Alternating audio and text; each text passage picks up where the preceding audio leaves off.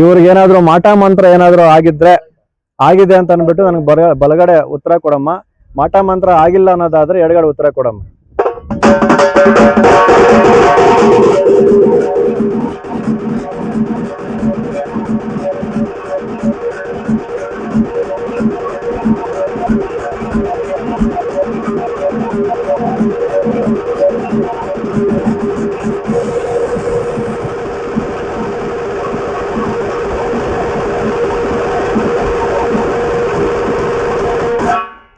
ಏನೋ ತೊಂದರೆ ಮಾಡವ್ರ ಅಂತ ಹೇಳ್ತಾಳಮ್ಮ. ಅದು ಒಂದ್ ಹತ್ರ ಕೇಳಿದೆ ಸ್ವಾಮಿ, ದೇವಸ್ಥಾನದ ಅದೇನೋ ಸೈಡ್ ಅಲ್ಲಿ ಉಳಿದಾರ ಅಂತ ಹೇಳಿದ್ರು. ಅದೇ ಅಮ್ಮ ಉತ್ತರ ಕೊಡ್ತಾರೆ. ಅದು ನೋಡಮ್ಮ, ಮಾಟ ಮಂತ್ರ ಆಗಿರ್ತಕ್ಕಂಥ ವಿಚಾರ ಅದು.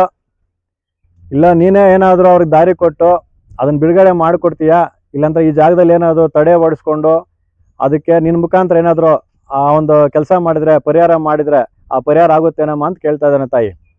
ನಿನ್ ಕಡೆಯಿಂದ ಆಗುತ್ತೆ ಅನ್ನೋದಾದ್ರೆ ನಾನು ಮಾಡ್ಕೊಡ್ತೀನಿ ಮಗನೇನೋದಾದ್ರೆ ನನ್ಗೆ ಬಲಗಡೆ ಉತ್ತರ ಕೊಡಮ್ಮ. ಇಲ್ಲ ಈ ಜಾಗದಲ್ಲಿ ಆಗೋದಿಲ್ಲ ಅನ್ನೋದಂದ್ರೆ ಎಡಗಡೆ ಉತ್ತರ ಕೊಡಮ್ಮ.